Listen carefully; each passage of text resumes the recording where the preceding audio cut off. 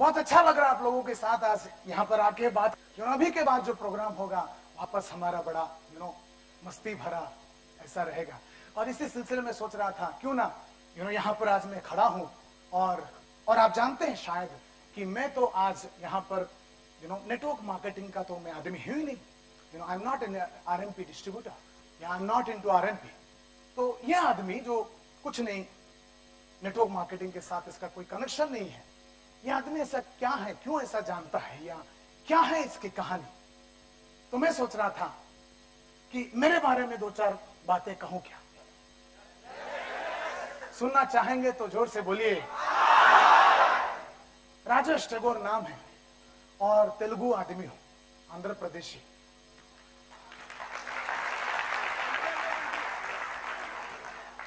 उड़ीसा में बड़ा हुआ। रायगढ़ नाम का छोटा गांव था जहां पर मैं पैदा हुआ और वहां पर मेरा जिंदगी स्टार्ट हुआ। ओरिया स्कूल में, कॉलेज में पढ़ता था मैं। जब मैं 11 साल का था, मेरे पिताजी, मेरे घर छोटा सा परिवार, मेरी माँ बाप और बड़ी बहन, बड़ा भाई, हम में सबसे छोटा। मेरा बहन 5 साल बड़ी, भाई 6 साल बड़ा, सबसे छोटा। बहुत लाड प्यार के साथ मुझे बड़ा किया गया। नसीब मेरा अच्छा कि बचपन में मुझे माँ बाप लोगों ने ज्यादा मारा नहीं।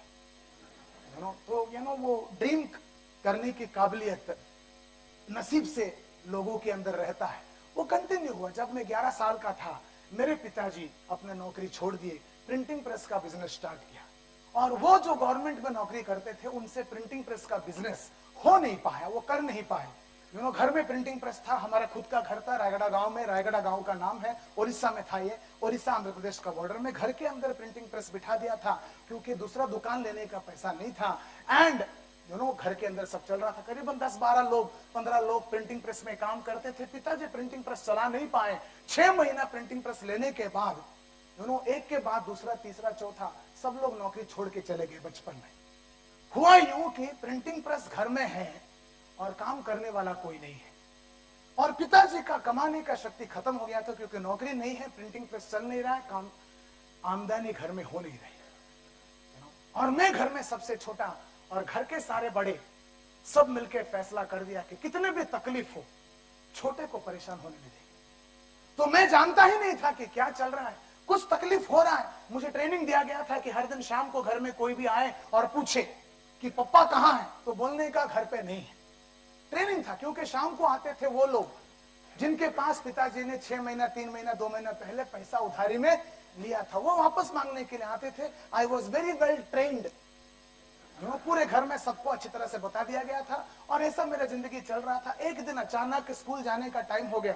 मेरा हालत, हमारा गरीबी इस हद तक पहुंच गया था कि मुझे सिर्फ, मेरे पास 2 ड्रेस हुआ करते थे बचपन में, दोनों स्कूल यूनिफॉर्म।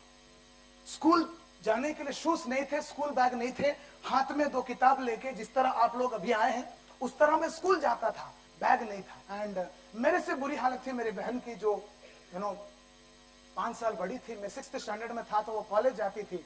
उसको ड्रेस खरीद के देने के लिए माँ बाप के पास पैसा नहीं था, तो मेरी माँ की साड़ी पहन के वो कॉलेज जाती थी। पूरे रायगढ़ कॉलेज में मेरी बहन अकेली ऐसी थी जो साड़ी पहन के कॉलेज में जाती थी। बहुत बुरी हालत था।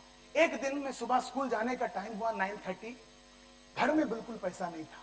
मेरी माँ ने किया यूं कि वो जो दूध देने वाली एक बाई रहती थी, वहां पर तो पैकेट आता नहीं था, छोटे गांव में बाई जो रहती थी उसके पास 2 रुपया मांगी और मेरे हाथ में 2 रुपया दिया। बोलती है कि किराना के दुकान में जाओ, 1 रुपए का चावल, 50 पैसे का दाल, 50 पैसे का तेल, एक गिलास दिया था। बोलते इस कटोरे में, इस गिलास में तेल लाना, बाकी इतने का लेके आना। मैं गया, दुकानदार को मांगा, और दुकानदार उतने कम कीमत का सामान देने को तैयार नहीं था। उतना कम में आता नहीं। झगड़ा हुआ। फाइनली मैं कैसे भी झगड़ा करके लेके आया, और उस दिन पहली बार मुझे एहसास हुआ कि घर में कुछ प्रॉब्लम चल रहा है। उस दिन स्कूल जाते जाते मैं एक टेलर के पास पहुंच गया और टेलर को मैंने पटाया, बोला कि तुम्हारा रिसीट में छाप के दूंगा और उसका ऑर्डर लेके आया। घर में प्रिंटिंग प्रेस था तो घर में सब लोगों को काम करता हुआ देखते हुए मैंने सारे काम सीख लिया था। Composing, printing, perforation, binding, numbering वगैरह सब सीख लिया था। उस दिन वो टेलर के पास, फैशन टेलर नाम का था, टीटी राव उस आदमी का नाम था, उसके पास ऑर्डर लेके आया। पूरा की पूरा मैंने उसका रिसीट छाप लिया, छाप के उसको दे दिया। करीबन 60 रुपए का फायदा हुआ। वो 60 रुपया जाके मेरे पिताजी के हाथ में मैंने रख दिया, बोला ये लो। और मेरे पिताजी को उस दिन वो 60 रुपया 60 लाख के बराबर था।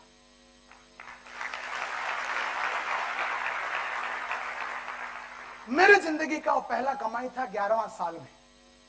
वो 60 रुपया था जो मेरे जिंदगी को पूरा ओपन कर दिया। मेरे घर में कोई पैसा कमाई होता नहीं था, और उस दिन के बाद जब भी कोई प्रॉब्लम होता था, मैं प्रिंटिंग प्रेस घर में पड़ा है, कोई तो यूज नहीं कर रहा है, मैं जाता था, लोगों को बोलता था आपका मैं विजिटिंग कार्ड छापूंगा, आपका मैं रिसीट बुक छापूंगा, आपका मैं एनवेलप छापूंगा, आपके बच्चों का बुक्स को मैं बाइंडिंग करूंगा। मैं कैसे भी करके किसी भी आदमी के घर में जाता था, किसी भी तरह पटाता था। 5 रुपया, 10 रुपया, 20 रुपया, 50 रुपया, कोई ना कोई ऑर्डर लेके आता था, पैसा कमा के लाता था, जिससे मेरा घर चलता था। ऐसा धीरे धीरे कमाने की जो शक्ति मेरे अंदर थी वो बढ़ती गई। अचानक 20 रुपया चाहिए तो पिताजी को मालूम है लड़का ला सकता है। अचानक 50 रुपया चाहिए, मम्मी को मालूम था कि लड़का ला सकता है, और वो बोलते थे आज 50 चाहिए, आज 20 चाहिए, मस्त चलता था। और वैसे पैसा कमाते कमाते मैं 11वां साल से लेके 15 साल तक हो गया, और महीने का करीबन 300-400 रुपया जो कमाता था वो 500-600 रुपया कमाने लगा। मेरी जो बहन थी वो कॉलेज खत्म करके वो भी नौकरी पे, प्राइवेट कहीं काम पे लग गई, और उसने भी पैसा कमाना स्टार्ट कर दिया। मेरी बहन और मैं दोनों मिलके इतना पैसा कमाने लगे कि फैमिली पूरा की पूरा स्टेबल हो गया। 1988 में मेरी बहन का शादी कर दिया पिताजी ने, और शादी करने के चक्कर में वो जो गांव वाला पिताजी थे मेरे, वो जो पैसा चाहिए था वो पैसा पाने के लिए प्रिंटिंग प्रेस को बेच डाला। नतीजा मेरे पास जो एक ही पैसा कमाने का जरिया था वो भी खत्म हो गया।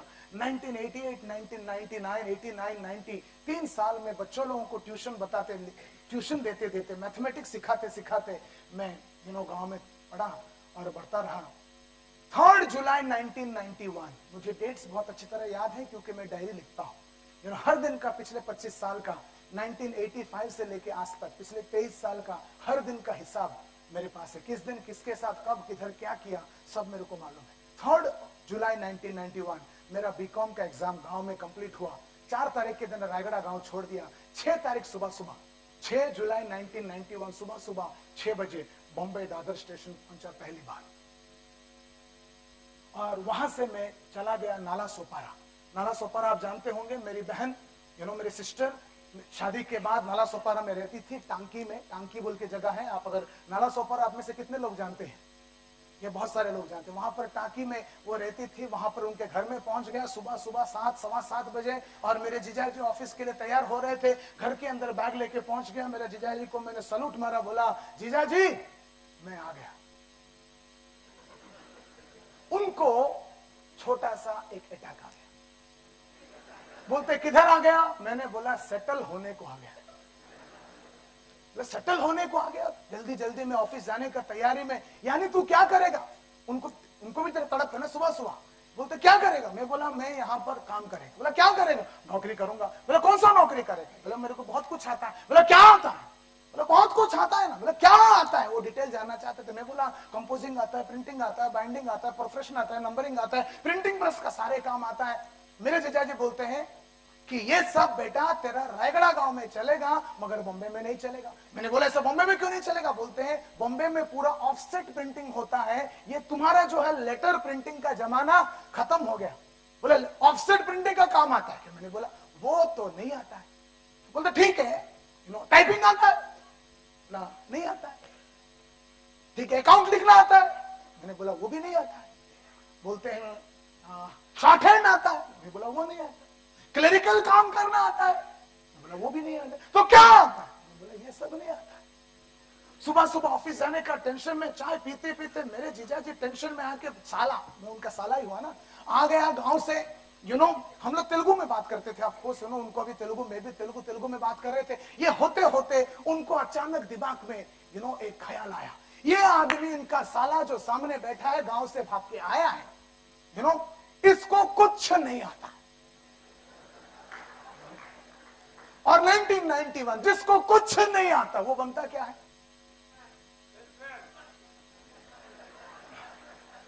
मेरे को कुछ नहीं आता मतलब साला सेल्समैन उस आदमी को है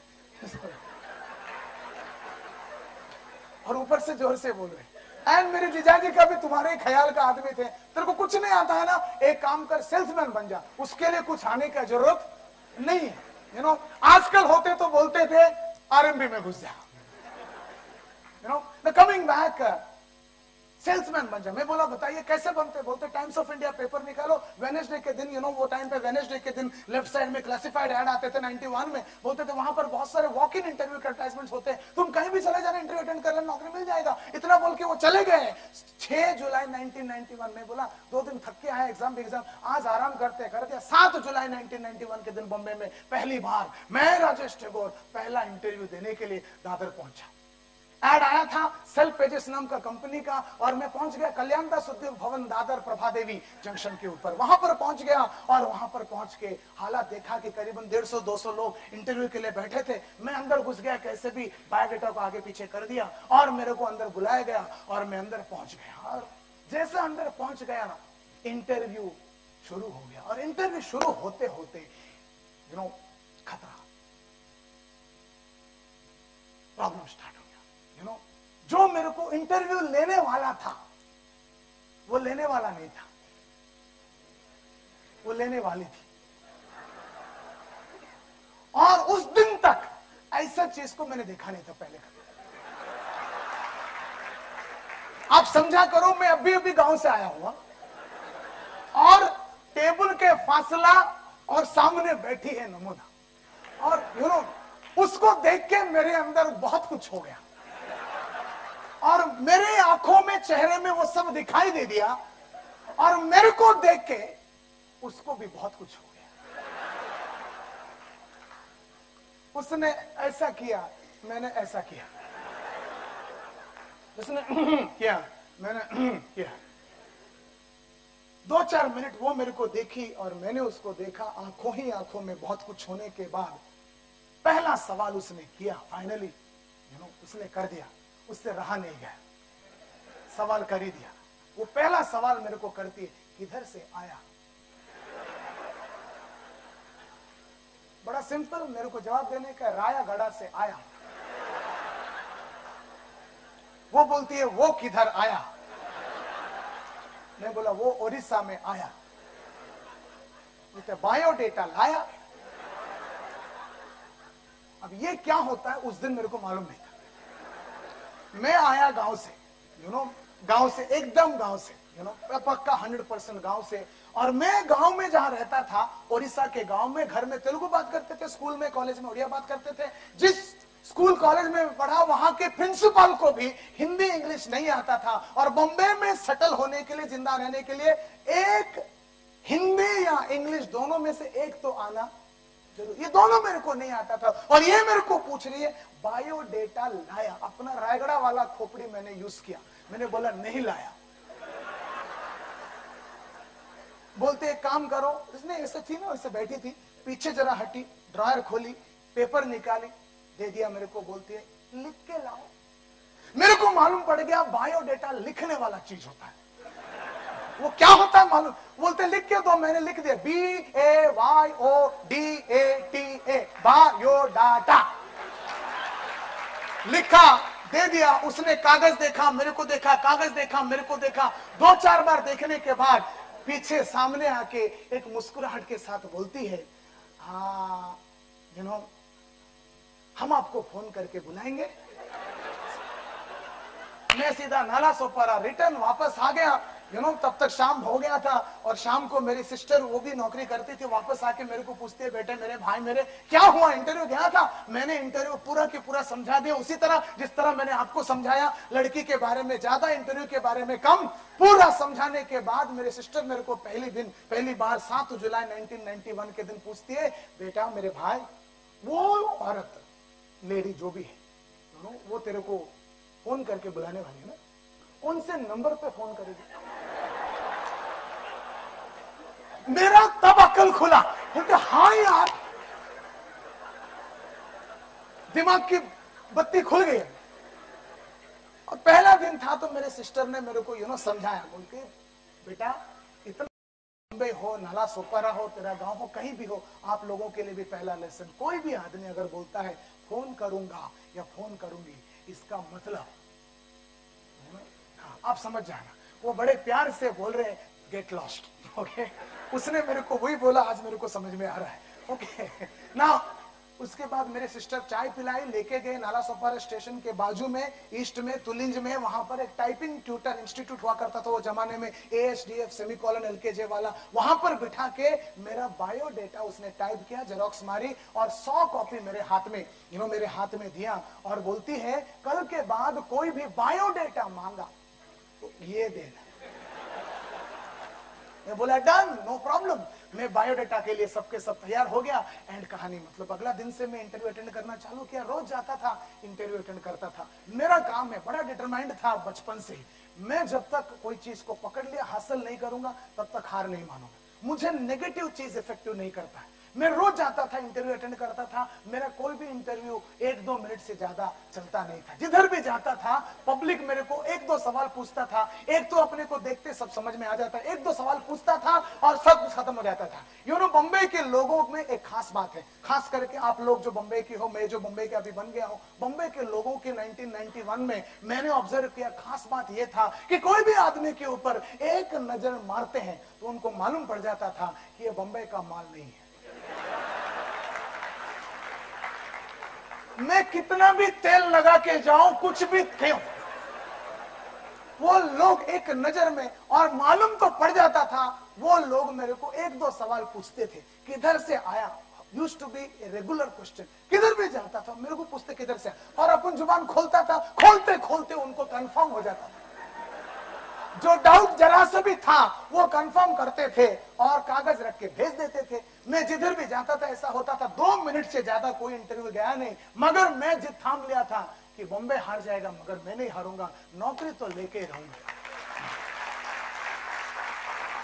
1 महीना हो गया, 73rd इंटरव्यू मेरा हुआ Arjun marketing services 50th road Bandra में। वहां पर नरेश मल्होत्रा नाम का एक आदमी जो मेरा बॉस बन गया बाद में, वो बैठा हुआ था। मैं जैसा वहां पर इंटरव्यू के लिए गया, न्यूज़पेपर में ऐड था, देखा कि वो आदमी ऑलरेडी किसी का इंटरव्यू ले रहा है और उसके टेबल के ऊपर एक फ्लावर का बुके है, हैप्पी बर्थडे लिखा है। It was 3 August 1991। मेरे जैसे टर्न आया, मैं अंदर गया, बोला sir happy birthday to you. वो आदमी के चेहरे में मुस्कुराहट, मेरे को वो पूछता है how did you come to know that today is my birthday. अब मेरे को अंग्रेजी में जवाब देना है। मैंने बोला sir flower sir, card sir, happy birthday sir. और वो आदमी खुश हो गया, बोलता क्या जवाब देता है sir, flower sir, card sir, happy birthday sir. वो बोलता है हाँ हाँ हाँ हाँ, वो बैठ गया, बैठो, बोलता है व्हेन इज योर बर्थडे। मैंने बोला सर 4 अगस्त सर। वो बोलता दैट इज टुमारो। बोलता yes sir, tomorrow is my birthday. Biodata में वही लिखा था, 4 अगस्त 1970 लिखा था। उसने मेरे को ज्यादा पूछा नहीं, पूछा होता, उसने पूछा नहीं, मैंने बोला नहीं, और बोलता है यू गॉट द जॉब। मैंने बोला क्या जॉब करना पड़ेगा। बोलता है हम कार्बन बनाते हैं, अर्जुन कार्बन, तुम्हारा काम है कार्बन पैकेट बेचने का, 80 रुपए का कार्बन पैकेट। पेंसिल कार्बन होता है, टाइपराइटर कार्बन होता है, 1 टाइम कार्बन होता है। ये कार्बन को जाके बॉम्बे में अलग अलग ऑफिस में बेचने का, हम लोग 10 लोगों को रखने वाले हैं। तुम्हारा टारगेट महीने का 200 पैकेट है, तुम्हारा सैलरी 650 है। मैंने बोला ट्रेन का पास मिलेगा क्या। बोलता मिलेगा मिलेगा मिलेगा, ट्रेन पास भी मिलेगा, 650 सैलरी मिलेगा, कल से आ जाना। मैं अगला दिन 21st बर्थडे 4 अगस्त 1991 बॉम्बे में carbon paper salesman Rajesh Tagore पधारा। और देखते देखते काम करते करते 1 महीना हो गया, और 1 महीना होते होते इंतजार का वो दिन आ गया, 5 सितंबर 1991। मेरे जिंदगी का बॉम्बे में पहला सैलरी डेट। बहुत जल्दी ऑफिस में पहुंच गया और मेरे सैलरी लेने के लिए 650 सैलरी, 6,05,000, 50,000 सपने लेके मैं जब पहुंचा तो मेरा बॉस नरेश मल्होत्रा कैबिन में बुला के मेरे को पूछता है सैलरी देने की जगह पर, राजेश हमारे कंपनी में नंबर 1 कौन है। वहां पर रैंकिंग बोर्ड में लिखा था। मैंने बोला सर मणिपाल नंबर 1 है। बोला कितना बेचा। बोला 175 पैकेट बेचा। और नंबर 9 कौन है। मैंने बोला सर किशोर है। बोला कितना बेचा। बोला 46 पैकेट्स बेचा। लास्ट नंबर 10 कौन है। अब इसका जवाब मेरे पास नहीं था। मैं सर नीचे कर दिया और सामने लिखा था ऑफ कोर्स। बोलते हैं कितना बेचा।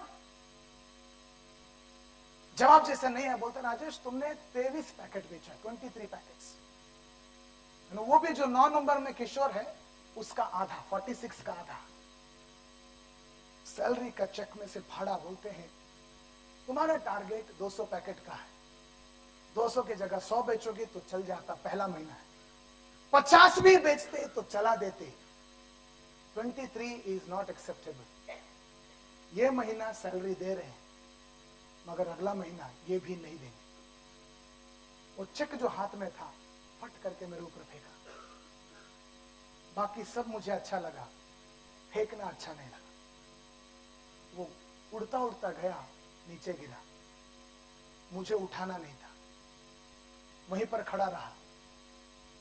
2 मिनट के बाद तो क्या हुआ मेरे को पूछते हैं।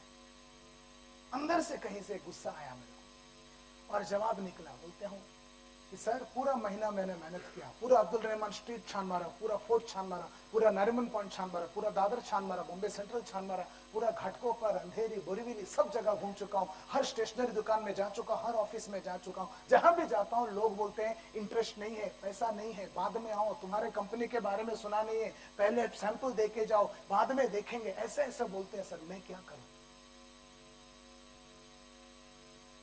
बोलते हैं तुम बाहर वेट करो, बाद में बात करता हूं। मैं बाहर चला गया, चेक वहीं पड़ा था और ऑफिस में माहौल जैसा गर्म हो गया। सब लोग छोड़ के चले गए फटाफट, अपने का सैलरी विलरी लेके निकल गए। करीबन 11 बजे ऑफिस में मुझे कैबिन के अंदर वापस बुलाया मेरे बॉस ने और मेरे को बोलते डीएसआर लेके आना। डीएसआर होता है डेली सेल्स रिपोर्ट, जो हर दिन शाम को हम लिखते थे। और डीएसआर निकाल के मेरे को बहुत सारे सवाल पूछने लगे। बहुत सारे सवाल पूछा और बोलते डीएसआर लाओ पूरे के पूरे।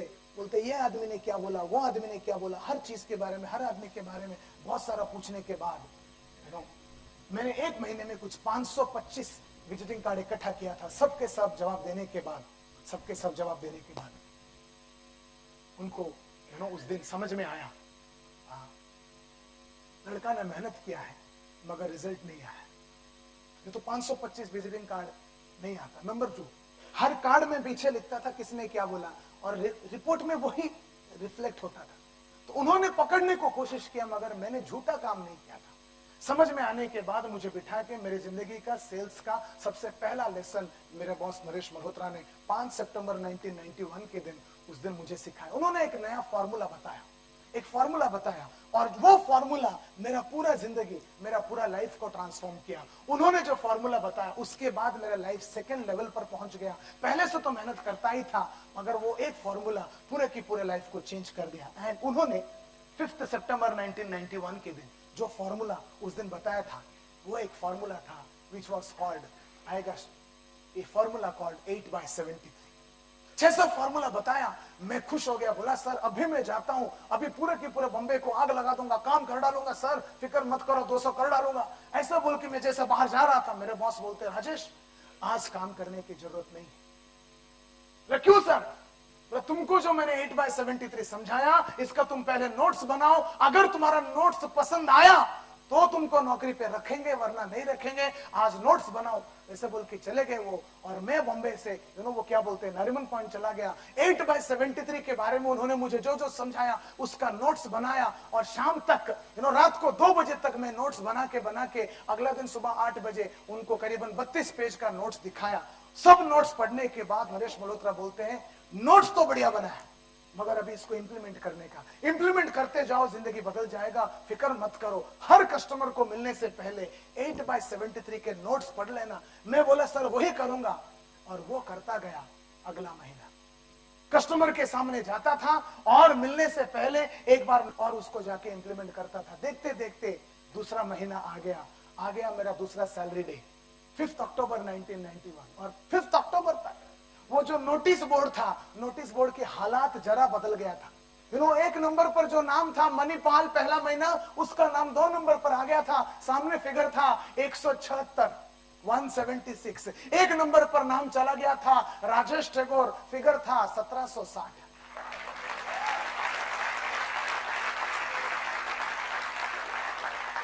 एक आदमी जिसको हिंदी नहीं आता था, जिसको अंग्रेजी नहीं आता था, जो अभी अभी गांव से आया हुआ था, जो पहला महीना 10 में से 10वां नंबर था, जो पहला महीना 23 पैकेट बेचा था, 73 लोगों ने जिसको नौकरी देने से इनकार कर दिया था, वैसा आदमी जिसको हर आदमी ठुकरा था, वो आदमी को 23 पैकेट से लेके अगर 1760 पर कोई चीज लेके जा सकता था,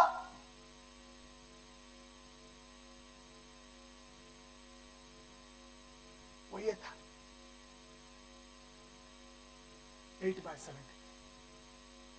5 अक्टूबर 1991 के दिन मेरा बदनसीब, मेरा बॉस नरेश मल्होत्रा, जिन्होंने मुझे ट्रेनिंग देके बड़ा किया, उन्होंने वो ऑफिस में नहीं थे, तो हमारे कंपनी का director Arjun marketing services India private limited के डायरेक्टर संजीव तेजवानी साहब, उन्होंने फर्स्ट फ्लोर के उनके कैबिन में बुलाया और बोलते, राजेश सामने बैठ जाओ। बैठ गया मैंने और बोलते, राजेश तुम्हारे लिए एक गुड न्यूज है और एक बैड न्यूज है। मैंने बोला, मेरे लिए बैड न्यूज क्या है सर?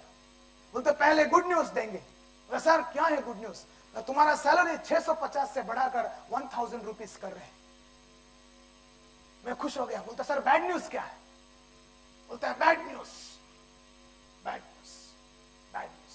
सामने बैठा हुआ संजीव तेजवानी खड़े हो गए और bad news, bad news, bad news, bad news, bad news. ये कुर्सी ऐसा था, मैं सामने बैठा था, मेरे कंधे के ऊपर हाथ रख के बोलते, राजेश समझा करो, कंपनी हमारा अभी अभी स्टार्ट हो रहा है, थाना में फैक्ट्री है, 2 शिफ्ट चलाते हैं, तो महीने का 900,000 पैकेट कार्बन बनता है।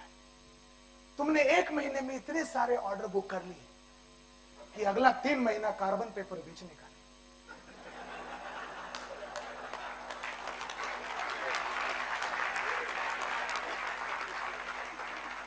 मैं बोला, तो क्या बेचूं सर? बोलता है, हमारा टाई अप है। टाई अप बोला तो दूसरे कंपनी के साथ अपना टाई अप है, हम सन गीजर और फायर एक्सटिंग्विशर के साथ हमारा टाई अप। बोलता है, ये बेचो। पता नहीं क्यों गीजर बेचने में मुझे इंटरेस्ट नहीं था, आई डोंट नो व्हाई। और तब तक मुझे बॉम्बे की हवा लग चुकी थी, काफी था। 1 महीना 2 महीना काफी था, बम्बईया बनने में 2 महीना काफी होता है। और मैंने वही किया जो बम्बई का एक शाना तो लड़का करता है, नौकरी करता गया और पूरा दिन इंटरव्यूज, दूसरा नौकरी ढूंढता गया। अब तक मैं इतना समझदार हो गया था, तो कहीं भी जाऊं मुझे लोग नौकरी देने लगे, कोई ना नहीं बोलता था। और 15 अक्टूबर 1991 के दिन मैंने दूसरा कंपनी ज्वाइन किया जिसका नाम था ऑक्टोलिंक्स। ऑक्टोलिंक्स में करीबन 120 लोग, कुछ येलो पेजेस का कंपनी था, 8 अलग अलग किस्म के येलो पेजेस का कुछ बना रहे थे। वहां पर मुझे बनाया गया सेल्समैन। फिर 1650 का सैलरी था और पहला महीना 120 में आई वॉज नंबर 1। ये ऑक्टोलिंक्स के 120 जो स्मार्ट लड़के लोग, लड़की लोग थे, सबके सब टाई लगा के, शूट लगा के, पूरा इंग्लिश बोलने वाले, उनके सामने एक ही सब लोग मेरे को चिढ़ाते थे मद्रासी मद्रासी, क्योंकि अपन मुंह खोलता था, जुबान खोलता था तो मद्रासी वाला एसेंट गांव का नजर आता था, देखने से ऐसा दिखता था। अब क्या है, पहला महीना मैं नंबर 1 भी कैसे? 120 लोग में नंबर 2 जो था वो 11,300 रुपए का कलेक्शन लाया था, मनी लाया था येलो पेजेस के एडवर्टाइजमेंट बेच के। नंबर 1 में मैं लाया था 90,000, 90,000। नंबर 2 से लेके नंबर 120 तक बहुत गहरा कंपटीशन था, 1 नंबर के आसपास कोई नहीं था। ये 120 लड़का लड़की लोग, बॉम्बे के ऑक्टोलिंक्स के सेल्समैन लोग, दिन रात एक ही बात करते थे, यार ये राजेश टैगोर हिंदी नहीं आता है, इंग्लिश नहीं आता है, बोलना नहीं जानता है, मद्रासी इतना गंदा दिखता है, साला रोज 2-2 चेक किधर से ला रहा है। जो सीक्रेट इन लोगों को जिंदगी में कभी भी समझ में नहीं आए, जो सीक्रेट सिर्फ मेरे को मालूम थी, वो थी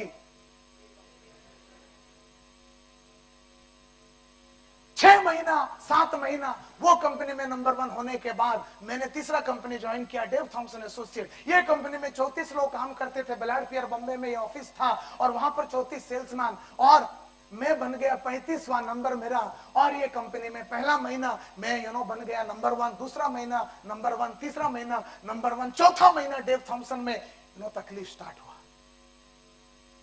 एक नया लड़का ज्वाइन किया जिसका नाम था कुछ असगर, बहुत हैंडसम आदमी था, बहुत ही बढ़िया आवाज था, बुलंद आवाज था, बहुत मस्त पेंटर था, इंग्लिश उसका शानदार था, हिंदी इलाहाबाद से आया था तो जबरदस्त था, हर किस्म से हैंडसम, सिल्वर स्टार लगता था। इतना खूबसूरत, इतना हैंडसम, इतना बढ़िया आदमी को मैंने आज तक देखा नहीं था। ये आदमी में बहुत सारे खूबियां थी, बस सब चलता था, मगर एक बात से मैं भी जलता था। उसको भी 8/73 मालूम था। पहला महीना वो उसका पहला महीना, मेरा चौथा महीना।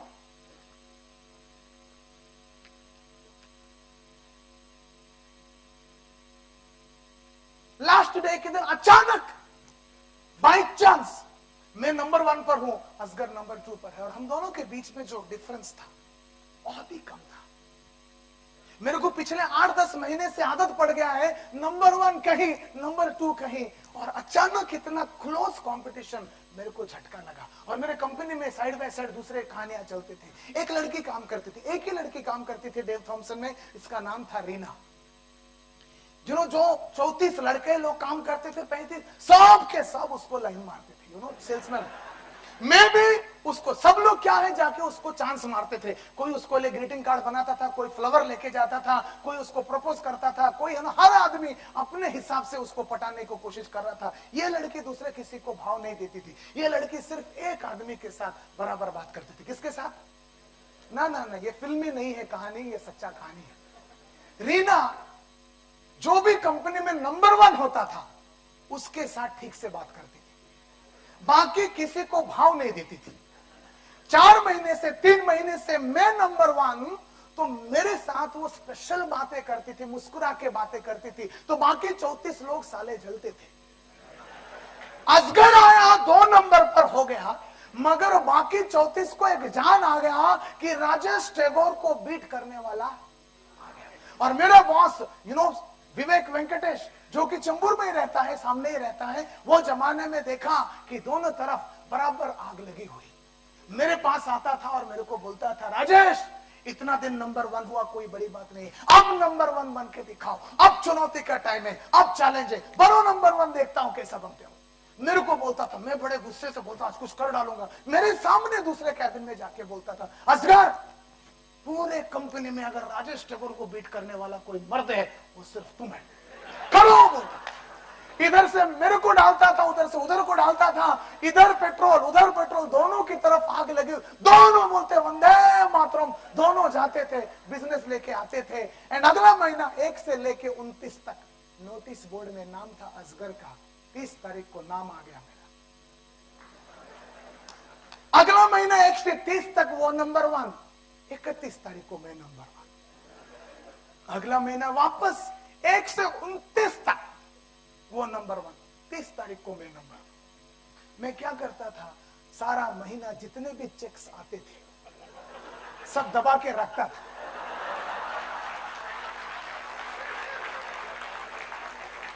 अचानक 30 तारीख को निकलता था। अपने को मालूम है नंबर 1 नहीं बनेगा, लड़की भाव नहीं देगी। अंदर से मैं उसको बहुत चाहता था, वो जमाने की बात कर रहा हूं, बहुत चाहता था अंदर से बहुत। और सब लोग उसको कोशिश करते थे।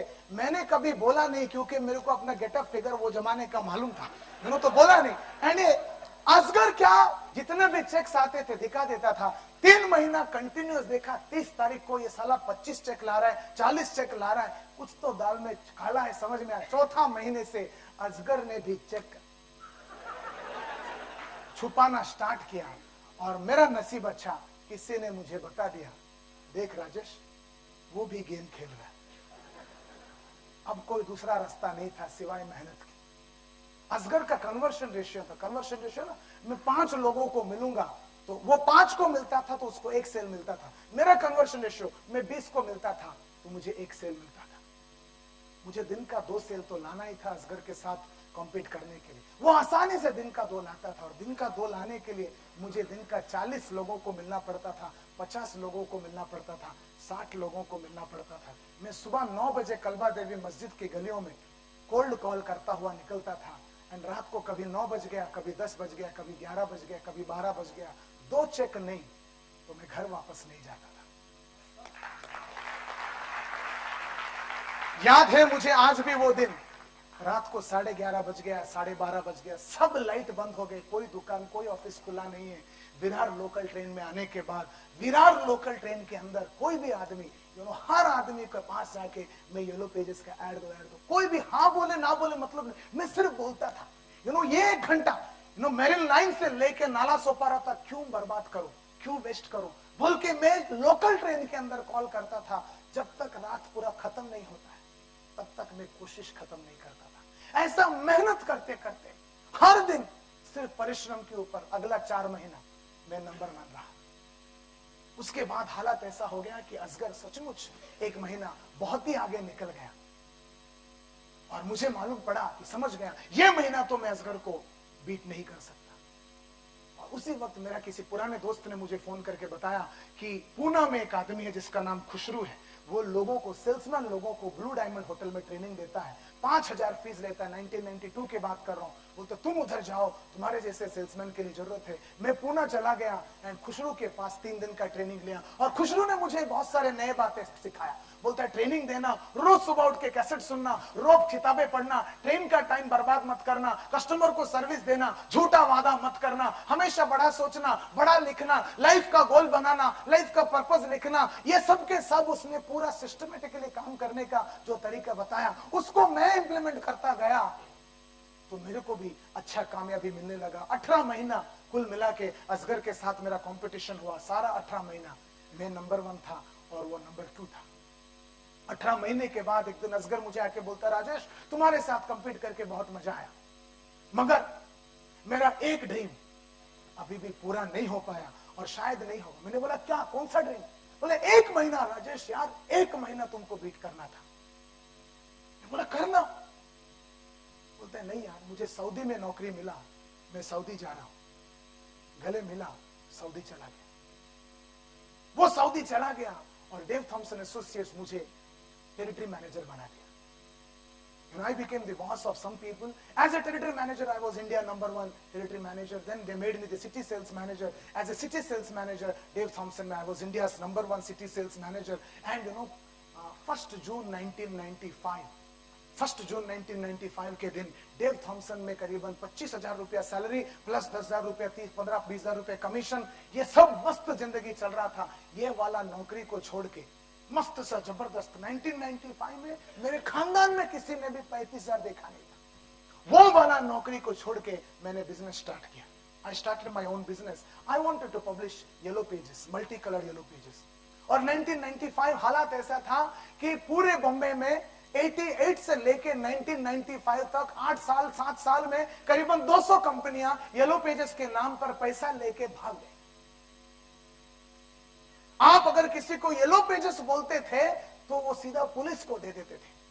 इतना बुरा नाम था, उतना बैड नेम था। वो जमाने में मैंने चैलेंज लिया कि आज के बाद मैं अगला 2.5 साल में 30 महीने के अंदर बॉम्बे का एक multi coloured yellow pages छापूंगा।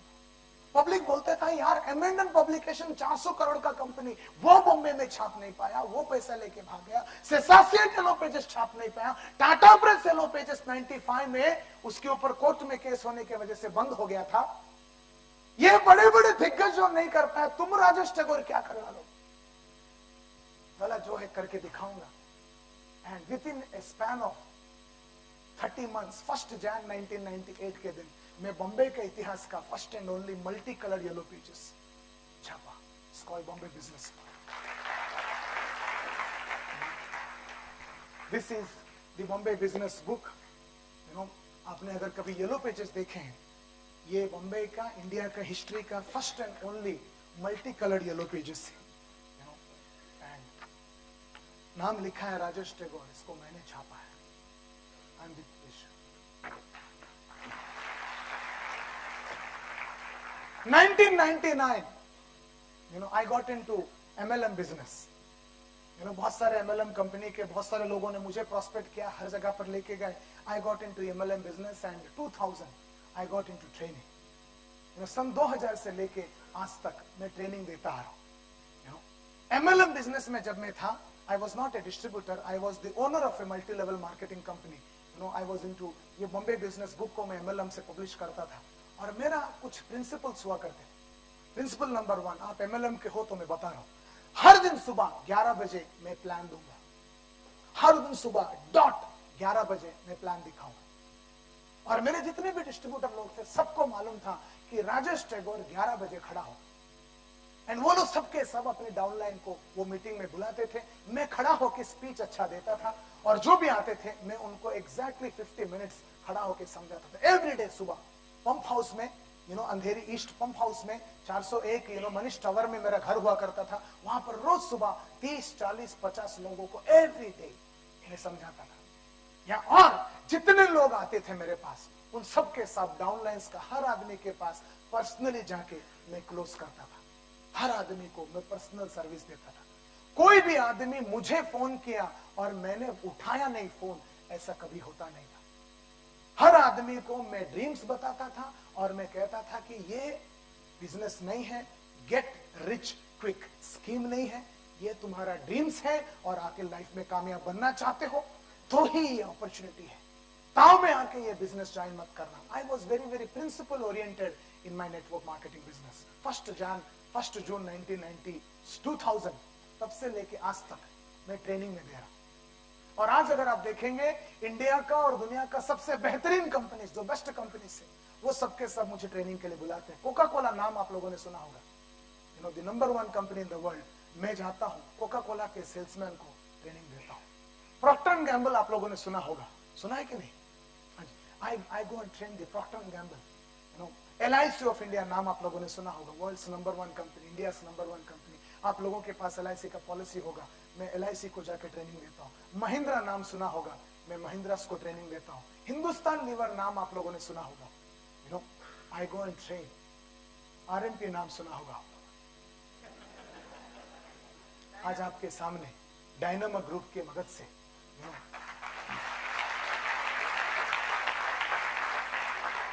That's a brief story about me. मेरा छोटा सा जिंदगी के जितने सपने मैंने देखा था आज तक, उस सब के सबको हासिल किया और आगे भी मेरे जिंदगी के सारे ख्वाब पूरा करूंगा।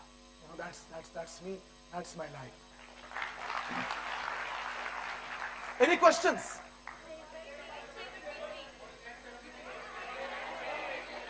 What is 8/73? मैं जानता था ये सवाल आएगा, दोनों पूरा प्रोग्राम इसी का। Any other question? हाँ,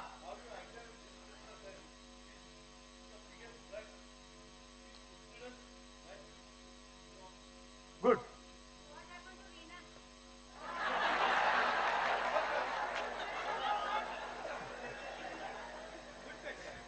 रीना का क्या हुआ?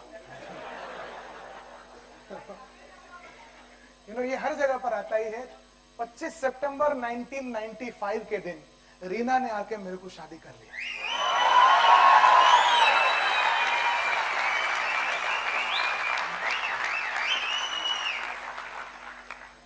एंड हम दोनों शादी के बाद बहुत मेहनत किए। वो बॉम्बे बिजनेस बुक दोनों मिलके ही हमने पब्लिश किया। We are very very hard working and नतीजा, हमारा मेहनत का नतीजा तो आता ही है। एक लड़का एक लड़की हो गए।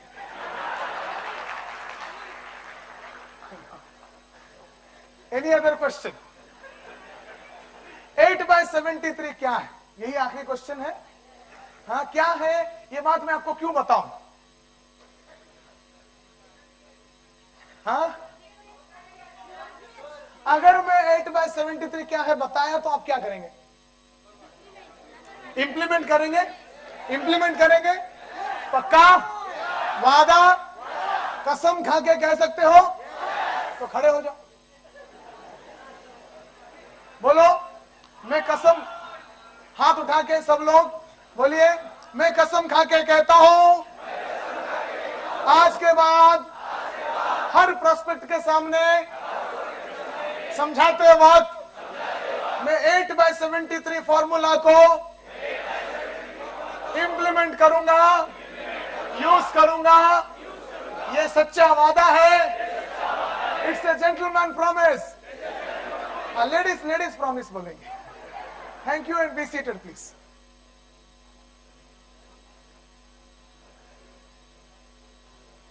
एट बाय 73, हाँ, ये 8/73 के बाद ब्रेक पे जाएंगे, ठीक है ना? 8/73 के बाद तक आप रोक सकते हैं अपने आप को। 8/73 दोस्तों एक ऑब्जेक्शन हैंडलिंग फॉर्मूला है, जिसका मतलब है आप जब जाते हो कस्टमर को मिलते हो, कस्टमर को समझाते हो, प्रोस्पेक्ट को समझाते हो, आरएमपी बढ़िया अपॉर्चुनिटी, जबरदस्त अपॉर्चुनिटी, ऐसा अपॉर्चुनिटी नहीं है, ये जिंदगी बदल जाएगा, कोई दूसरे कंपनी की तरह नहीं, मस्त कंपनी, जोरदार कंपनी वगैरह वगैरह वगैरह वगैरह, इसमें आ जाए तुमको कार मिलेगा, इसमें आ जाए तुम टाइगर बन जाओगे, हफ्ते का 10,000 कमाओगे, लायन बन जाओगे, 40,000 कमाओगे, डायनेमिक ग्रुप में हमारा ये है, ट्रेनिंग है, अपना 12 प्रोडक्ट है, उसमें ये है, वो है, वो है, बढ़िया चीज है, आजा आजा आजा। कोई भी कस्टमर अच्छा ऐसी बात है, ये ले ले पैसा, मैं आ जाता हूं, ऐसा बोलता नहीं। हर आदमी तुम समझाने के बाद सोचने लगता है, बोलता है ठीक है, बहुत सुना है, बहुत देखा है, तूने कितना कमाया, तेरे अंडर में कितने हैं। और नॉर्मली हम जाते कभी ज्वाइन करते करते अगला दिन अपन ने, अरे यार मैं कल ही तो ज्वाइन किया, बोलता है नहीं यार तेरे को कैसा मालूम अच्छा कंपनी है, तू फंस गया, मेरे को क्या को फंसा रहा। लोगों के सब स्टार्ट हो जाते हैं। तो हम लोग जब कस्टमर के पास जाते हैं, कोई भी आदमी आजा रजा ये माल लेके जा बोलता नहीं है। ये कस्टमर लोग जो हम लोगों को प्रोस्पेक्ट लोग जो बोलते हैं अभी नहीं बाद में आना, तू कैसे फंस गया, तेरे को अकल नहीं, ये सब जो बोलते हैं, ये सब के सब को सेल्स की भाषा में बोलते हैं ऑब्जेक्शन। और ये ऑब्जेक्शंस को हैंडल करने वाला फॉर्मूला है 8/73। इसमें दो भाग है, पहला 8 के बारे में है, दूसरा 73 है। 8 is about sales people, 8 is about you and me, 73 is about prospects, customers, जो जिनको हम लोग जाते हैं पटाने के लिए, जिनको हम लाते हैं बिजनेस सेल करने के लिए, business opportunity, two parts. Okay, so 8 के बारे में पहले बात करते हैं। 8 का मतलब यह है, अगर पूरे दुनिया में 100 नेटवर्क बिल्डर्स हैं या 100 सेल्समैन या 100 हमारे जैसे लोग हैं, हम लोग जाते हैं कस्टमर के सामने, प्रोस्पेक्ट के सामने बैठाते हैं, समझाते हैं, बोलते हैं यार बहुत ही अच्छा अपॉर्चुनिटी है, ये जो है जिंदगी बदल जाएगा, तेरा कौन सा ड्रीम कार है वो आ जाएगा, देख इतने सारे लोगों ने कमा लिया, ये देख वो देख, समझाते हैं। प्रोस्पेक्ट बोलता है ठीक है यार, सोच अभी करना, अब भी मेरे को इंटरेस्ट नहीं, टाइम नहीं, अब भी टाइम नहीं, अब भी इंटरेस्ट नहीं, ऐसा बोलते हैं क्या? कोई भी बोलते हैं तो बोलिए आए। और बहुत सारे लोग बोलते हैं। ये अपनी बातचीत का हो गया ऑब्जेक्शन नंबर 1। सेल्स की भाषा में बोलते हैं फर्स्ट ऑब्जेक्शन। हम जाएंगे, कस्टमर कोई भी आजा राजा चेक लेके जा बोलेगा नहीं, कुछ तो बोलेगा, नॉलेटे से अभी मेरे को इंटरेस्ट नहीं है, इज ऑब्जेक्शन नंबर 1। ये ऑब्जेक्शन सुन के जो 100 लोग उसके सामने गए थे, 100 में से 44% sales people all over the world give up on the first objection. 100 में से 44 वहीं पर खत्म हो गए, बोलते इंटरेस्ट नहीं है तो मैं क्या कर सकता हूं, जाने दे यार, वापस आ जाते। बचे कितना? 56। वो लोग अभी तक खत्म नहीं हुए, सामने बैठे हैं, वो अभी भी समझा रहे हैं, बोलते यार आरएमपी बढ़िया अपॉर्चुनिटी, 12 प्रोडक्ट, फॉरेन टूर का मौका, तुम अगर करोगे जल्दी से, हफ्ते में एक बार पेमेंट, इतना बढ़िया अपॉर्चुनिटी मिलेगा नहीं। क्या तेरे को पैसा कमाने में इंटरेस्ट नहीं है? क्या तेरे को गाड़ी खरीदने में इंटरेस्ट नहीं है? क्या आपको लाइफ बना सुधारने में इंटरेस्ट नहीं है? क्या आपको ड्रीम्स को फुलफिल करने में इंटरेस्ट नहीं है? क्या आपको जिंदगी बनाने में इंटरेस्ट नहीं है? आरएमपी ज्वाइन करो, सबके सब अपने आप हो जाएगा। चलो 7,000 का लोगी या 8,000 का, अपने जो प्रोडक्ट्स है, वैक्यूम क्लीनर लोगी या शूट या लैपटॉप, यानी अपन ने एक्चुअली क्या किया, उसने जो बोला इंटरेस्ट नहीं है उसको हैंडल किया। मगर हैंडल कितने लोग करते हैं? 56 ही करते हैं। 100 में से 44 तो इंटरेस्ट नहीं है सुन के खत्म ही हो जाते हैं। सबको समझ में आ रहा है? बराबर है ना? ये 56% जब समझाते हैं तो प्रोस्पेक्ट 2-3 मिनट सोच के दूसरा मारता है, बोलते हैं इंटरेस्ट नहीं है। बोला तो ऐसा इंटरेस्ट है, ऐसा नहीं है, ऐसा करो, अभी क्या है, पगार मिलके बहुत दिन हो गए, पैसा नहीं है, अभी एक काम करो, अगला महीना आ जाना, अगला महीना कर, पगार की बात करते, बराबर है? कैसे बोलते हैं क्या? अभी नहीं बाद में। तो ये हो गया ऑब्जेक्शन नंबर 2। ये दूसरा ऑब्जेक्शन सुन के जो 56 बचे थे, उसमें से 22% पीपल, ये इंटरनेशनल रिसर्च है, बोलते हैं 22% people give up when the customer raises the second objection. दूसरी बार जब इनकार करता है, ना बोलता है, रिजेक्ट करता है, रिफ्यूज करता है, तो 56 में से और 22% लोग निकल जाते हैं। 56 में 22 गए तो बचे 34। 34% पीपल अभी तक कस्टमर के घर से, प्रोस्पेक्ट की यहां से वापस आए नहीं है। वो लोग आगे समझाते हैं, क्या बात कर रहे हैं, अगला महीना करेंगे। सर, अगला महीना तक जो काम हो सकता है वो ये महीना आज ही स्टार्ट करने में क्या प्रॉब्लम? अगला महीने तक हो सकता है 4 हफ्ते में 10-10 हजार के हिसाब से 40,000 आप एक्स्ट्रा कमा लें। अगला महीने तक हो सकता है कि आपके 10 और दोस्त दूसरे के अंडर में ज्वाइन कर ले। वैसे भी कहावत है, कल करो सो आज कर, आज करो सो अब। कुछ लोग तो जरा 2 स्टेप आगे जाते हैं, अगर बहुत ही क्लोज है तो बोलते तेरा शादी हुआ ना, शादी के टाइम पे तूने क्या बोला, अगला महीना हनीमून बोला कि आज ही हनीमून बोला तूने? अरे हनीमून को अगला महीना, और चला बाकी सबके लिए। समझ में आ रहा है ना आप लोगों को? समझ में आ रहा तो बोलिए हाँ। तो जैसा है, बच्चा जब होता है 5 साल का, हम थोड़े ना बोलते अगला महीना एडमिशन लेंगे, अगला साल एडमिशन लेंगे। याद रखो, जिस वक्त जो काम करना है उस वक्त वही काम करना है। बेस्ट टाइम लाइफ का स्टार्ट करने का जब मैं आया हूं, मैं आज आ गया हूं, तो स्टार्ट करते हैं। मुझे बताना कि 6,000 वाला प्रोडक्ट से स्टार्ट करेंगे या 8,000 वाला। यानी आपने एक्चुअली क्या किया, 34% पीपल सेकेंड ऑब्जेक्शन को हैंडल किया। कस्टमर अभी चुप नहीं बैठता, प्रोस्पेक्ट बोलता है, यार तुम जो बोल रहे हो बराबर ही है, मैं भी सोच रहा हूं, मगर एक्चुअली प्रॉब्लम ऐसा है, एक बार तो पापा को पूछना ही पड़ेगा, वाइफ को पूछना ही पड़ेगा, भाई को पूछना ही पड़ेगा, सीए को पूछना ही पड़ेगा, ऑलरेडी मेरा देखना ही पड़ेगा, किसी ना किसी को पूछना ही पड़ेगा। बोलते हैं ना, भाई को, बाप को, मम्मी को, अंकल को, आंटी को, बाजू वाले की बीवी को, किसी ना किसी को पूछना, ऐसा बोलते हैं कि नहीं? This is called objection number 3। तीसरा ऑब्जेक्शन सुन के जो बचे थे 34%, उसमें से 16% people give up when they hear the third objection. तीसरा ऑब्जेक्शन सुन के 34% खत्म हो गए। ये 34% खत्म होने के बाद बचे कितने? 34 में 16 खत्म हो गए, बचे कितना? 18%। ये 18 कस्टमर को सामने जाके समझाते हैं, तीसरा ऑब्जेक्शन का जवाब देते हैं, बोलते हैं आज हम लोग जो बात कर रहे हैं सब्जेक्ट का, उसका महत्व समझना। आज हम बात कर रहे हैं आपकी कमाई का। आप हफ्ते का 10,000, अगला महीने से 40,000, 3 महीने के बाद हफ्ते का 40,000, यानी महीने का 1.25 लाख। उसके बाद हफ्ते का लाख रुपया। आप कमाने के बारे में बात करो। आप एक हफ्ते का लाख रुपया कमाना चाहिए या नहीं चाहिए, इसका फैसला आप करेंगे कि आपका चच्चा करेगा? चाचा करेगा, वो कमाया, उसका नहीं करेगा, उसके बारे में बाप सोचेगा, उसके बारे में। आपके लाइफ के बारे में कौन सोचेगा? आप सोचेंगे। आपके बच्चे के बारे में कौन सोचेगा? आप सोचेंगे। मैं आज बात कर रहा हूं आपकी वाइफ, आपके बच्चे, आपके लाइफ के बारे में, तो वही बात कर रहा हूं। आपकी लाइफ के बारे में कौन सोचेगा? बोला मैं ही सोचूंगा। वही बोल रहा हूं, 8,000 करेंगे या 6,000? Objection handled. कस्टमर बोलता है, यार एक्चुअली तेरे को मैं सच बताता हूं, अभी 8,000 नहीं है। तो जैसे अभी मेरे पास पैसा नहीं है, जैसे पैसा आ जाएगा तब मैं फोन करके बुला दूंगा। ऐसे बोलते हैं क्या?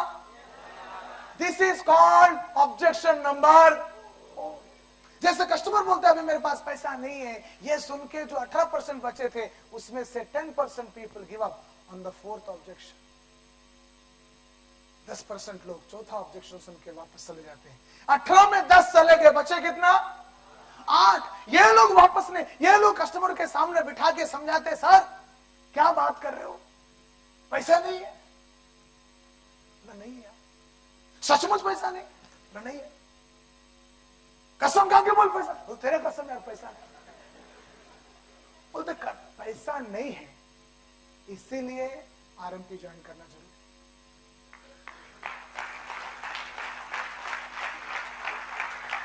जिसके पास अभी 8,000 ज्वाइन करने को नहीं है, उसी आदमी को हफ्ते का 10,000 कमाना शुरू करना जरूरी है।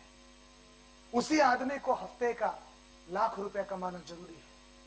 कि जिंदगी में कभी भी ये किसी को भी नहीं बोलो कि मेरे पास पैसा नहीं है। तो दोस्त, आज ये डायलॉग तुम आखिरी बार बोल रहे हो। जरूरत पड़े तो पत्नी की मंगलसूत्र को गिरवी रख दो, बोल के वो डायनामिक का वो फोटो निकाल देना, वो सीडी निकाल देना। वो आदमी जो था ना, बोला मेरे वाइफ का गिरवी रख के मैंने क्या बोला, देख ये आदमी आज गाड़ी में घूम रहा है, लाखों कमा रहा है, वाइफ का गिरवी रख के उसने स्टार्ट किया था 8,000 रुपए। बराबर है कि नहीं? इसलिए बोल रहा हूं, तुम वाइफ का गिरवी रखेगा कि बाइक गिरवी रखेगा? Now what they are doing is they are not asking that, they are handling the fourth objection. ये फोर्थ ऑब्जेक्शन हैंडल करने के बाद कस्टमर के पास बचता कुछ नहीं है। बोलते ठीक है, एडजस्ट करता हूं, और वो पैसा निकालता है और वो ज्वाइन करता है। नतीजा सेल मिलता है, या ज्वाइन करवा पाते हैं, या लोगों को अंदर ला पाते हैं। सिर्फ वो लोग, कितने परसेंट लोग? 8% लोग। इसीलिए कहते हैं 8/73, only the last 8% people get success. 92% people give up either in the first or second or third or fourth objection. हमारे में से 92%, 100 में से 92% लोग पहला, दूसरा, तीसरा, चौथा किसी ना किसी एक ऑब्जेक्शन में खत्म हो जाते हैं। इसीलिए 8% and they get success. Only the last 8% people get success. Only the last 8% success achieve success. 8/73 का 8 का मतलब है 100 में से 8 ही कामयाब होते हैं, जो 4 ऑब्जेक्शन के बाद भी टिकते हैं। 92% पीपल 4 के अंदर खत्म हो। सब लोगों को समझ में आया? यस और नो? 8 out of 8/73 आप लोगों को अगर समझ में आ गया है, अभी अगला सवाल क्या है? 73 क्या है? 73 इज अबाउट प्रोस्पेक्ट्स। इसका मतलब यह है कि 73% of all genuine prospects all over the world put a minimum of 4 objections or raise a minimum of 4 objections, rejections before saying yes. ये दुनिया का वसूल है कि कोई भी आदमी जेन्युइन है तो हाँ बोलने से पहले मिनिमम 4 बार ना बोलने को कोशिश करे। वो ट्राई करता है कि इसकी बात में दम है कि नहीं, ये देखने के लिए। आप जब जाते हो एक दुकान में कपड़ा खरीदने के लिए, शर्ट खरीदने के लिए, आप कभी भी ऐसा हुआ कि तुम दुकान में गए, एक शर्ट देखा, पूछा कितने का, बोलता 1500 रुपए का, और ठीक है 1500 दे दो, ले लो। ऐसा कभी भी होता है? तुम जाते हो, अच्छा ये शर्ट 1500, इतना महंगा क्यों है, इसमें क्या है, पूछते ही हो ना। वो बोलता ठीक है 1200 वाला दिखाता हूँ, 1000 वाला दिखाता हूँ, 2000 वाला दिखाता हूँ। उसके बाद आप दूसरा मारते हो, उसके बाद तीसरा, उसके बाद चौथा, मिनिमम 4 बार उसको रिफ्यूज करने के बाद ही हम शर्ट खरीदते, जूता खरीदने जाते, शूज खरीदने जाते। दुकान में गया, सेल्समैन ने शू दिखाया, बोलते 3000 रुपए का, पैसा दे के चुपचाप खरीद लेते? नहीं, खरीदते वक्त हम मिनिमम 4 बार सोचते हैं। यस और नो? वही है 8/73। हर आदमी हाँ बोलने से पहले 4 बार सोचेगा, और जब सोच रहा है उस वक्त कुछ ना कुछ बोलेगा। वो ये नहीं बोलेगा देखो मैं सोच रहा हूं, शांति, ऐसा बोलने वाला नहीं। वो बोल देगा, बोले अभी इंटरेस्ट नहीं है। मतलब क्या है? वो बोल रहा है मेरे को जरा सोचने दे। उस वक्त हम क्या करते हैं? इंटरेस्ट नहीं है, ठीक है बोल के निकल जाते हैं।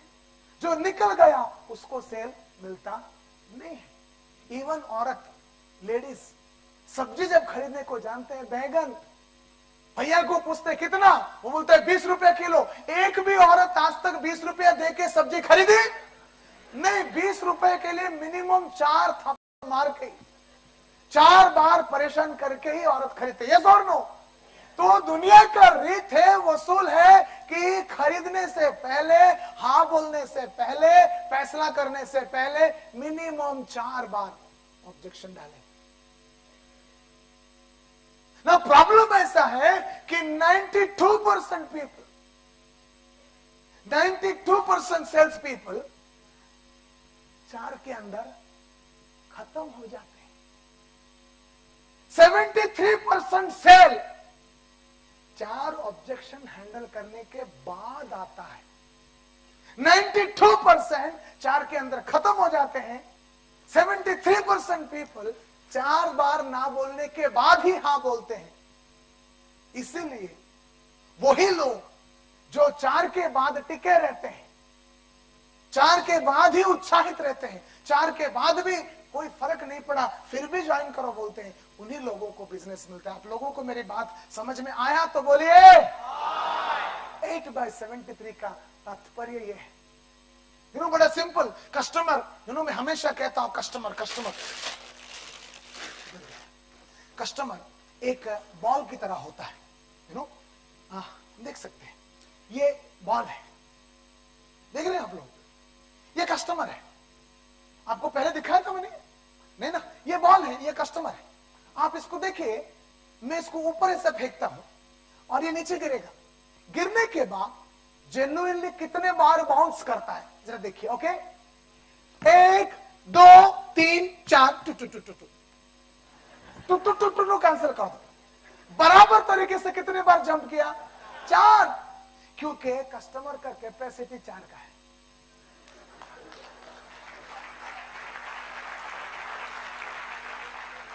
वापस देखिए 1 जेन्युइन बाउंस 4 है। ज्यादातर सेल्समैन आरएमपी के भाई लोग, तुम लोग कैसे हो? बड़ा सोफिस्टिकेटेड, प्यारे से, मस्त से, चिकना, स्मार्ट।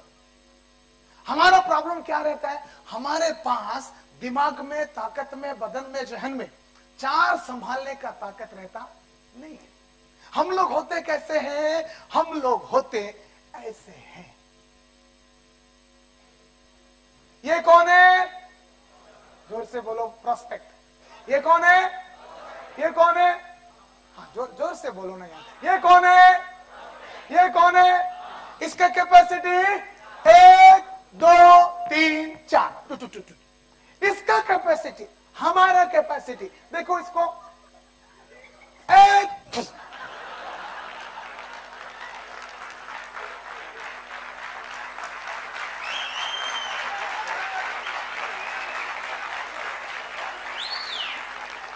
ये है मिसमैच।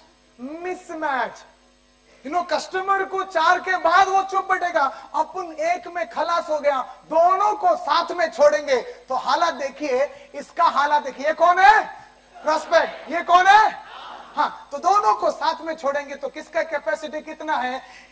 ये खत्म, इसका चालू है, इसका चालू है। एंड प्रैक्टिकली यही होता है।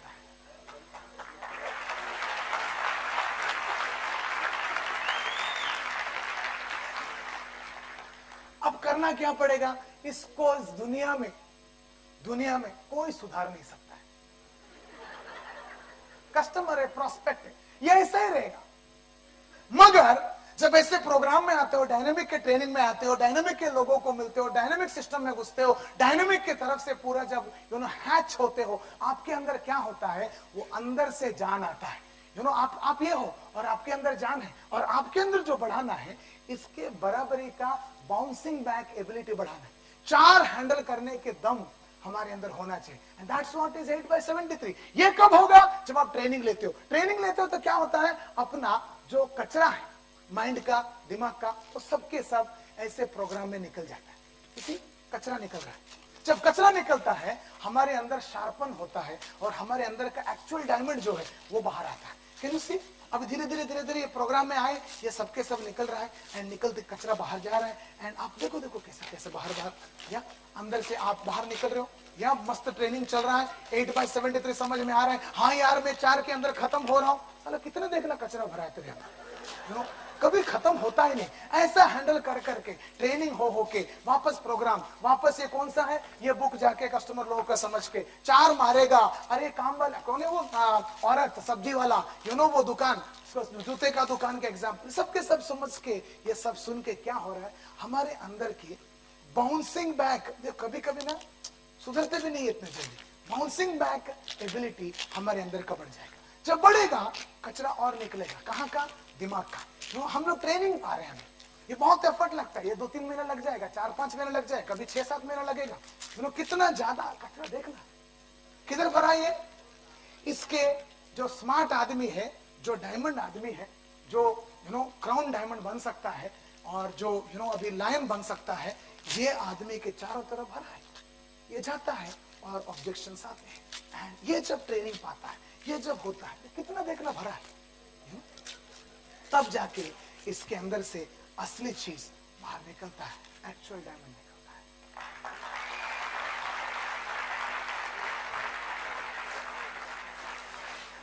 ये प्रोग्राम के बाद 8/73 समझने के बाद ये कौन है, ये कौन है, हाँ, ये प्रोग्राम के बाद प्रोस्पेक्ट कैसा रहेगा, वैसा ही रहेगा। इसका कैपेसिटी कितना, 1 2 3 4। ये प्रोग्राम के बाद हमारा कैपेसिटी क्या रहेगा, देखो 1 2 3 4 5 6 7 8।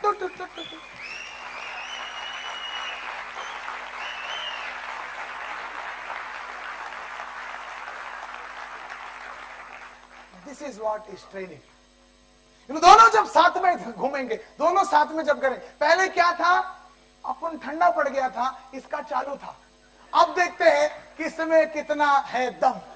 आप देखें जरा, अब देखते हैं ये कौन है, ये कौन है, 1 2 3।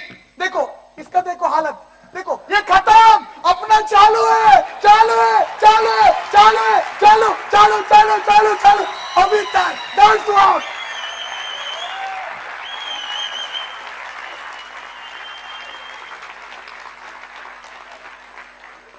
That is 8/73। आप लोगों को समझ में आया तो बोलिए।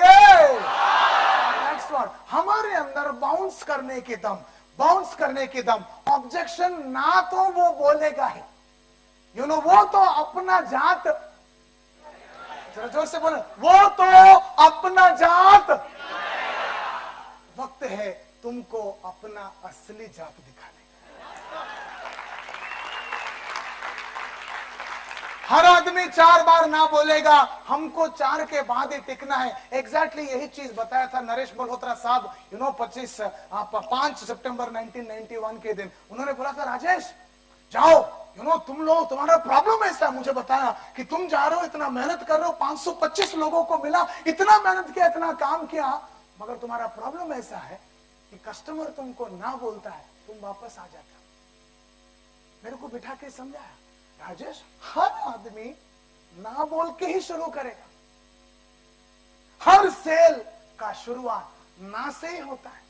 कस्टमर ना बोलते हैं, इसीलिए तो हम लोगों का जरूरत है। हर आदमी हाँ बोल रहा, तो तुम्हारा मेरा जरूरत ही क्या है।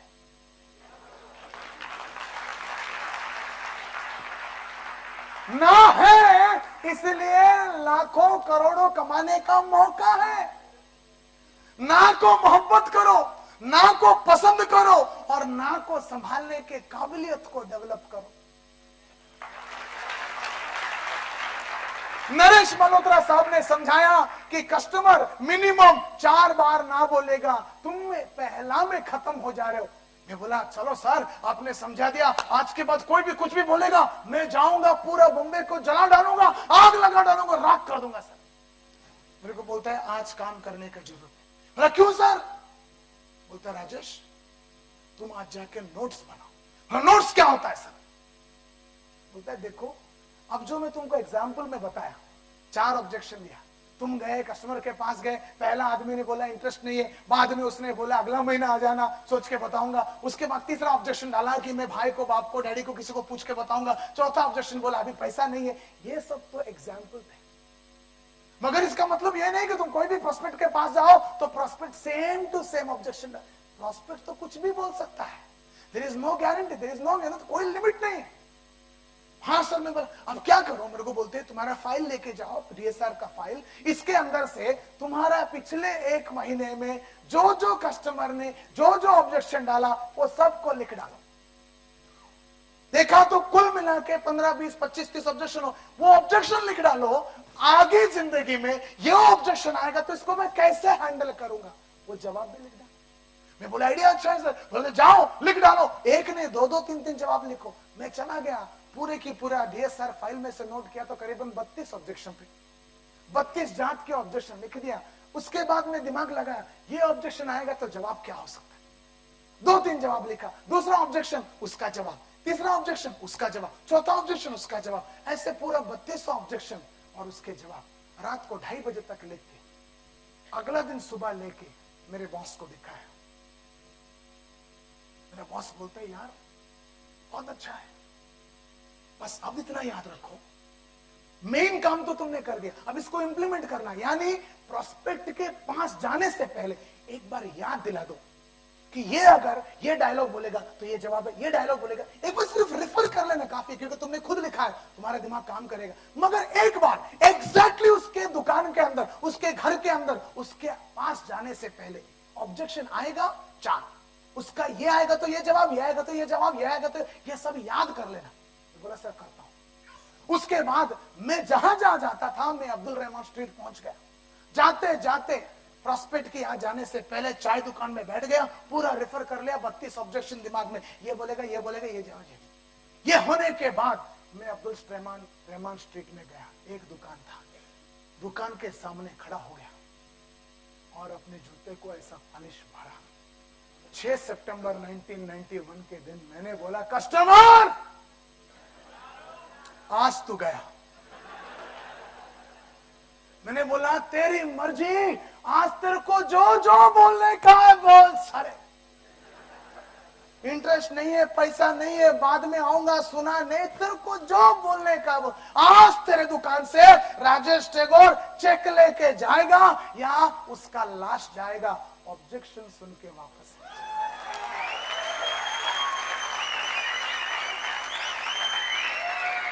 मैं अंदर गया और जाते जाते मैंने बड़े प्यार मोहब्बत के साथ समझाना स्टार्ट किया। 2-5 मिनट के बाद कस्टमर ने डाला ऑब्जेक्शन नंबर 1, जवाब अपने को मालूम है। पहला सुन के पहले टेंशन आता था, अब ऑब्जेक्शन नंबर 1 सुन के अपनी आप मुस्कुराहट आ गया, साले कमीने ये डालेगा। अब क्या है, स्माइल अपने आप आ जा रहा है और साला ये बोलेगा मालूम है और इसका जवाब भी मालूम है। जवाब दिया और समझाया। मैंने बोला चलो ले लो इसी बात पर, और कस्टमर 2 मिनट सोच के डाला ऑब्जेक्शन नंबर 2। अपना दिल का धक धक धक धक धक धक धक धक शुरू। दूसरा भी डाल दिया, वाह वाह वाह, इसका भी जवाब मालूम है, मैंने दे दिया। वापस 2-4 मिनट समझाया, उसको हैंडल किया, वापस उसको प्यार से कार्बन पेपर का सेल मांगा। कस्टमर डाला ऑब्जेक्शन नंबर 3। मेरे को ऐसा लगा पकड़ के चुम्मा दे तू यार, क्या कस्टमर है साला। तीसरा भी डाल दिया, मां कसम, अब तीसरा भी डाल दिया, ये आएगा मालूम है, जवाब मालूम है, जवाब दे दिया। उसके बाद मैं वापस पूछा 10 पैकेट लेगा कि 20 पैकेट। कस्टमर सर पे हाथ रख के तड़प तड़प के देता है ऑब्जेक्शन नंबर 4। मेरे को ऐसा लगा इधर उठ के नाचो, चारों की चारों खलास। कस्टमर के बंदूक में गोली नहीं है, अपने पास 32 भरा है अभी भी।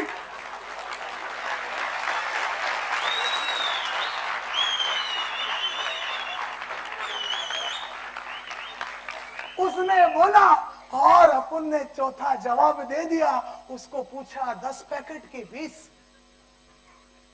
तो दोस्तों किसी कस्टमर ने 2 पैकेट का ऑर्डर दिया, किसी ने 5 पैकेट कार्बन बॉक्स का ऑर्डर दिया, किसी ने 10 का दिया, किसी ने 20 का दिया, किसी ने 50 का दिया, किसी ने 100 का दिया।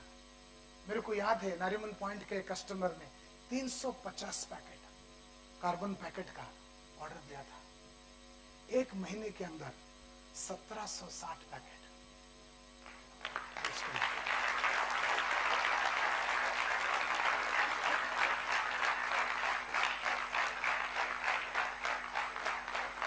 हद हो गई इस बात की।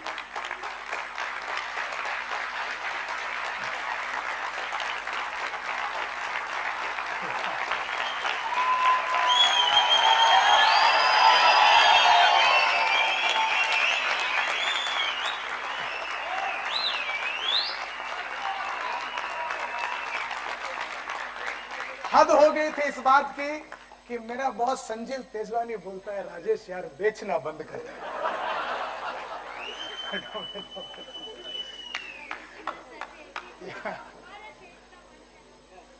यार 8/73, that's what is the power. Customer objection डाल डाल के थकना चाहिए, मगर हम लोग हैंडल कर करके थकना नहीं चाहिए। एक्चुअली मैं जब बॉम्बे बिजनेस बुक का पब्लिकेशन स्टार्ट किया दोस्तों, मैंने जब बॉम्बे बिजनेस बुक का पब्लिकेशन स्टार्ट किया, जब मैं सिटी सेल्स मैनेजर बन गया, हर हफ्ता मेरे लड़के लोगों को ट्रेनिंग देता था। मैं जब बॉम्बे बिजनेस बुक का पब्लिकेशन स्टार्ट किया, मेरे कंपनी में करीबन 120 सेल्समैन थे। उनको हर हफ्ता मैं उनको बिठाता था, ट्रेनिंग देता था, समझाता था। मैं बोलता था ऑब्जेक्शन हैंडल करो, नोट्स बनाओ, नोट्स बनाओ, नोट्स बनाओ, कितना समझाता था। मगर मेरे लड़के लोगों ने जो गलती किया वो आप मत करो। वो लोगों ने कभी बैठ के नोट्स बनाया नहीं। The crucial element of 8/73 is not entertainment. The crucial element is, मैंने वो 32 ऑब्जेक्शन लिखा और उसका जवाब लिखा, उसको साथ में लेके घूमता था। इतने में हुआ क्या, मैंने 1 जून 1995 के दिन कंपनी स्टार्ट किया, 25 सितंबर 95 के दिन मेरा शादी हो गया। आपको बताया था ना शादी के बाद भी मेरा सैटरडे ट्रेनिंग चालू था। हर सैटरडे को मेरे 120 लोगों को मैं ट्रेनिंग देता था। शादी के बाद ट्रेनिंग में एक दिन मेरी वाइफ भी बैठी, रीना, वो भी बैठी, और मैं ट्रेनिंग दे रहा हूं, 8/73 समझा रहा हूं, बोल रहा हूं यार नोट्स लिखो, ऑब्जेक्शन लिखो। तुम लोग उसका नोट्स नहीं बनाओगे तो तुमको कामयाबी नहीं मिलेगा। 8/73 समझने से काफी नहीं है, इंप्लीमेंट करो। नोट्स लिखो, नोट्स लिखो, नोट्स लिखो, नोट्स लिखो, नोट्स लिखो, नोट्स लिखो। परेशान हो गया, चीरा फाड़ा, मैं सर को भुजाया, क्या क्या किया, मगर एक ने भी नोट्स नहीं। पीछे बैठी थी रीना, मेरी बीवी। पूरा ट्रेनिंग खत्म होने के बाद मैंने सोचा मेरे को बोलेगी, राजेश यार वाह क्या ट्रेनिंग देता है। उसने ऐसा नहीं बोला। जुहू बीच लेके गई मेरे को बोलती है समुद्र के किनारे रेत में बैठ के मेरे को बोलती है, राजेश इतना फाड़ फाड़ के बोल रहे हो, नोट्स लिखो, नोट्स लिखो। कितना दिन से बोल रहा हूं? 4 महीने से बोल रहा हूं, लिखे तो नहीं लिखे। बोलती है काम करो ना, तुम भी नोट्स लिख के दे दो ना उनको।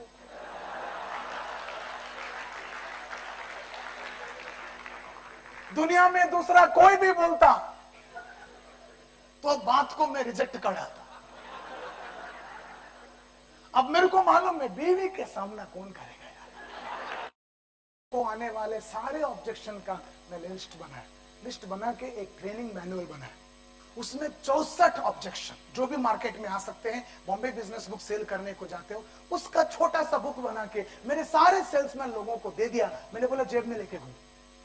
और ये लोग क्या करते थे, जेब में लेके घूमते थे, कस्टमर के पास जाते थे, कोई भी प्रोस्पेक्ट कुछ भी ऑब्जेक्शन डालता था, ये लोग सर 1 मिनट सर बोलते थे, निकालते थे, जवाब करते थे। इंश्योरेंस के लैंग्वेज में बोलते ready reckoner for objection handling.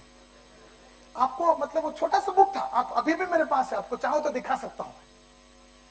देखना चाहेंगे आप लोग? शायद यहां पर है, दिस इज द बुक, या प्रोफेशनल सेल्स अप्रोच बोल के 1995 में मैं मेरे बीवी का बोलने के बाद लिखा था। इसमें पहला 32 पेज खुशरू ने मुझे जो जो सिखाया था वो सब लिखा। उसके बाद 32 पेज के बाद मिलिंद, आप यहाँ पर आ सकते हैं 1 मिनट के लिए मिलिंद, यहाँ पर ये सब लिखा है, आप बोल सकते हैं। यहाँ पर ऑब्जेक्शन लिखा है। हाँ, पहला ऑब्जेक्शन क्या है? First you publish your direction then come for an advertisement. हाँ, first you publish your directory then come for an advertisement. तो ये जवाब अगर ऑब्जेक्शन आया, जवाब क्या है? जवाब नंबर 1, जवाब नंबर 2, जवाब नंबर 3। उसके बाद दूसरा ऑब्जेक्शन, उसके बाद तीसरा, उसके बाद चौथा, 5वां, 6वां, 7वां, 8वां, एक ऑब्जेक्शन। और एक ऑब्जेक्शन का 2-2, 3-3, 4-4 जवाब, ऐसा कुल मिला के 64 ऑब्जेक्शंस, और वो सबका जवाब लिख के दे दिया। नतीजा इंडिया के इतिहास का दोस्तों, first and only multi coloured yellow pages, ये बुक छपा इसके वजह से।